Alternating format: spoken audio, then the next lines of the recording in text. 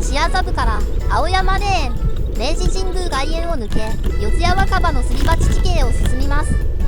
その後、四谷大木戸や富久町の辺りから流れる紅葉川の川筋跡に沿って市ヶ谷外堀へと走ります。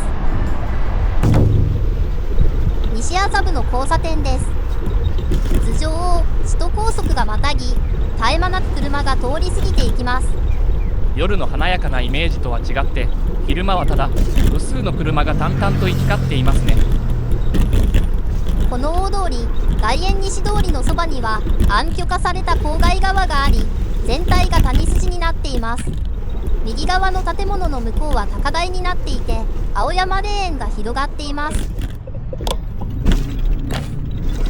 では、青山レーンの入り口に向かいましょう。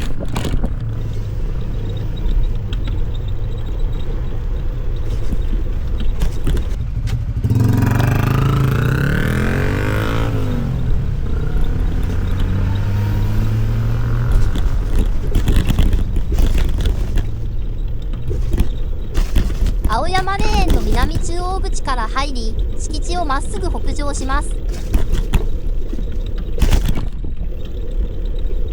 敷地に入った瞬間、西麻布の喧騒が嘘みたいに消えましたね。明治7年に開設された東京で最初の公営霊園です。静かな一本道がまっすぐ続いています。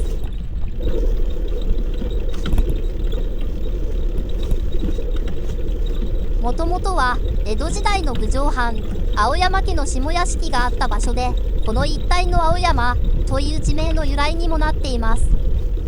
なるほど、町の名前のルーツがこの場所にあるんですね。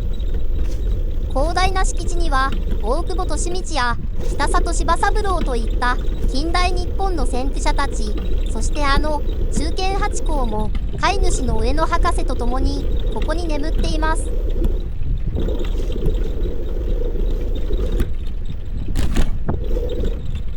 霊園の中心にある青山墓地中央交差点です。大都会の真ん中とは思えないほど空が広くて、視線がスーッと抜けていくのが気持ちいいです。春になるとこの通りは桜で満開になります。満開の桜とこのまっすぐな道、きっと印象的な景色なんでしょうね。このまま霊園を通り抜けて明治神宮外苑へ向かいましょう。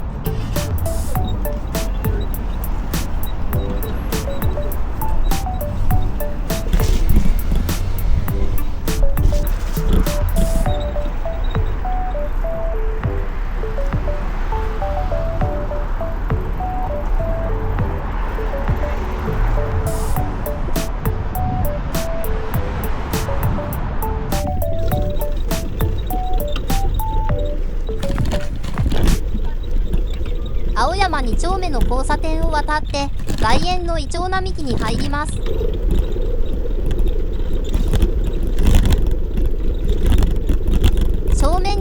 が聖徳記念絵画館です。まっすぐ絵画館に吸い込まれるようなものすごい奥行きを感じる道ですね。実はここ100年前の完成当時から遠近法で計算されているんです。絵画館に向かって少しずつ低くなるように植えられていて、今も4年に一度冬の時期にこの美しい円錐型に剪定されています。なるほど。大正15年1926年の設計が今もリアルタイムで守られているわけですね。実はこの並木道、絵画館へ向かってわずかに下っています。その地形も奥行きを強調する仕掛けの一つになっています。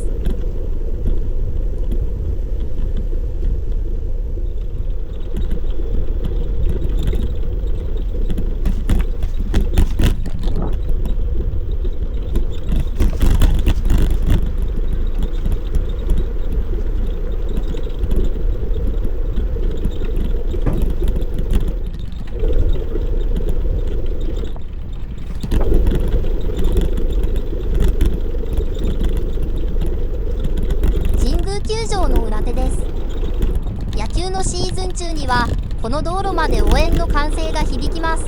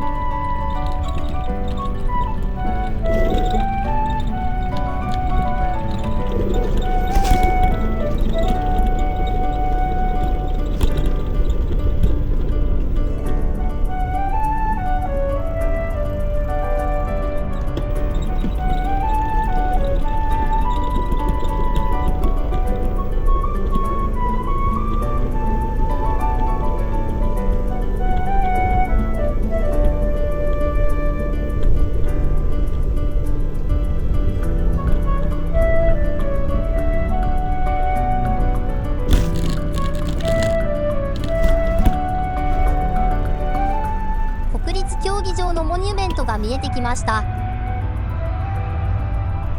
2021年に延期開催された東京オリンピック2020の記憶を残すエリアです。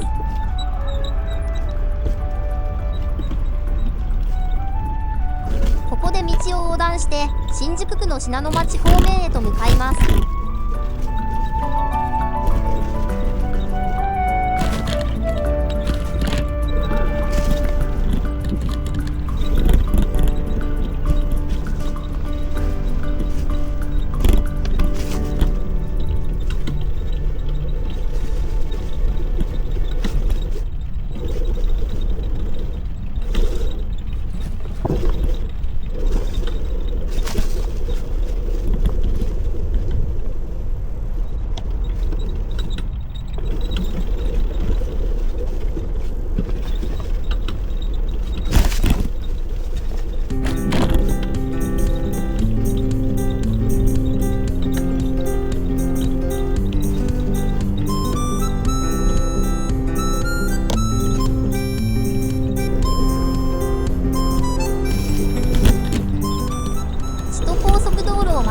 橋を越えると見えてくるのは慶應義塾大学病院です。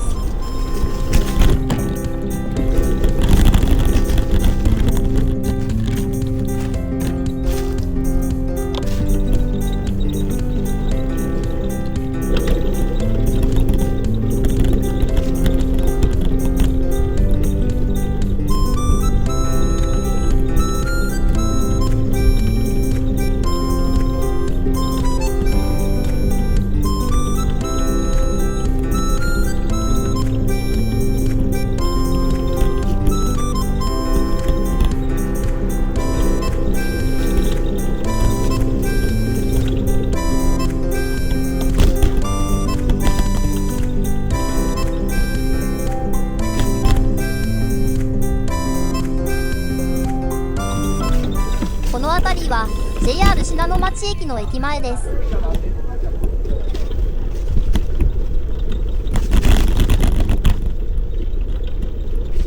信濃町駅周辺は都心の駅前にしては落ち着いた空気が流れています。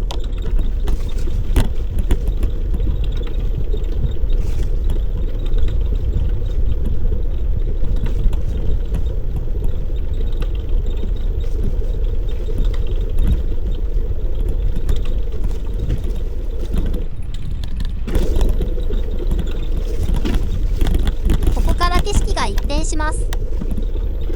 これまで台地の上を走っていましたが、四谷の深い谷へ向かって一気に下ります。坂の向こうの土手の上をちょうど中央線の電車が走っていますね。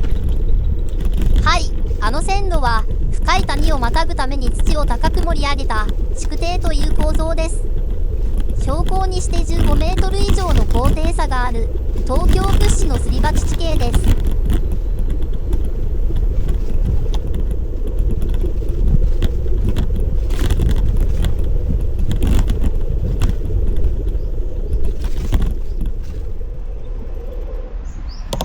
坂を下りきりました。ここからは地形に合わせてくねくねとした細い路地が続きます。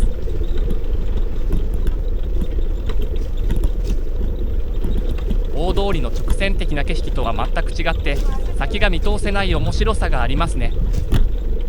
この辺りはかつて流れていた鮫ヶ橋川の暗渠と江戸時代から続く寺町の境界線が入り組んでいる場所です。区画整理がされていないので当時の凸凹した地形のまま道がうねっているんですね。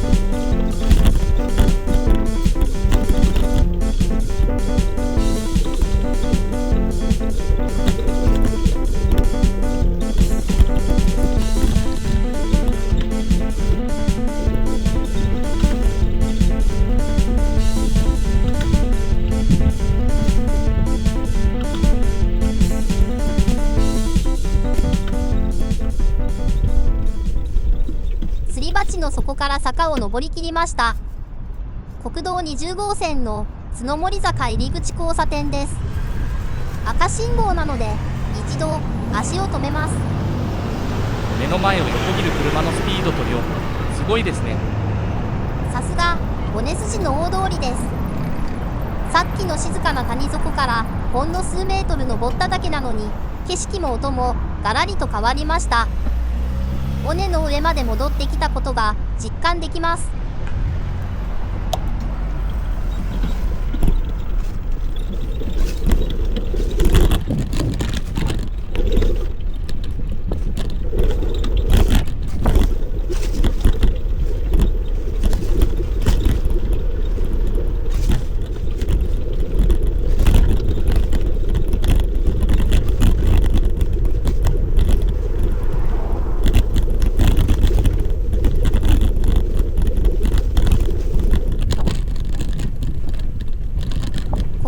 また下り坂です。坂の先で靖国通りに合流します。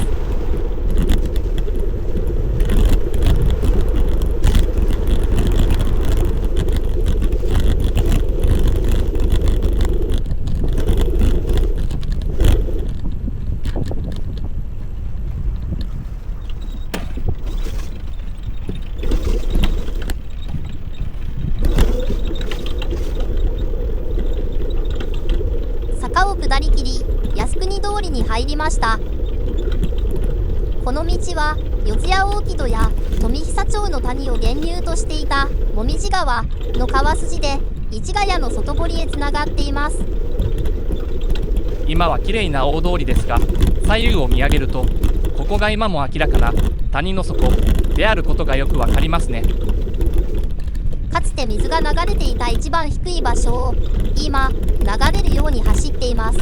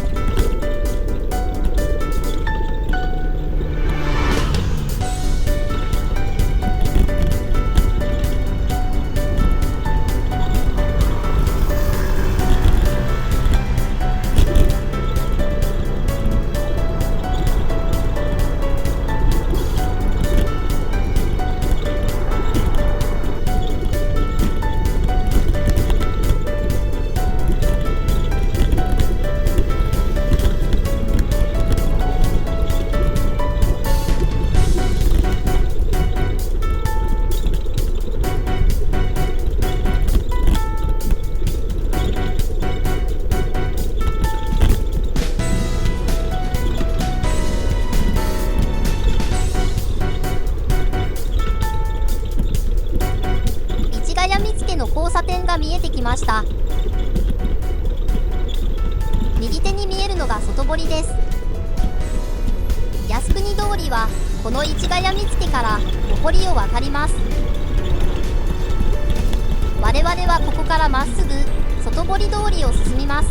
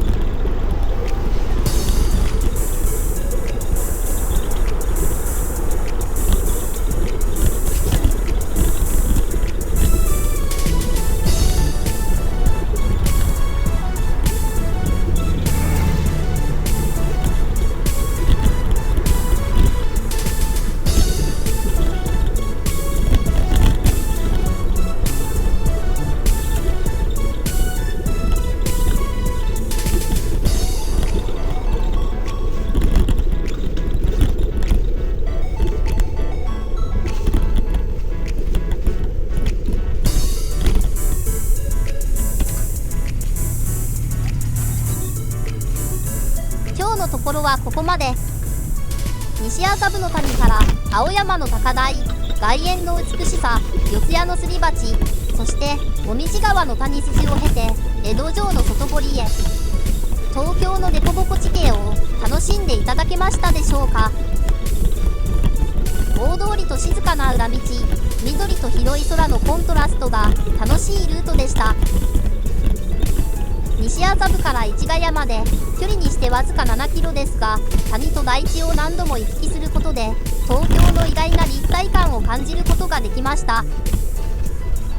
普段は気づかない地形の変化に注目すると、見慣れた東京もまだ知らない街のように見えてくるかもしれません。よかったらチャンネル登録と高評価をお願いします。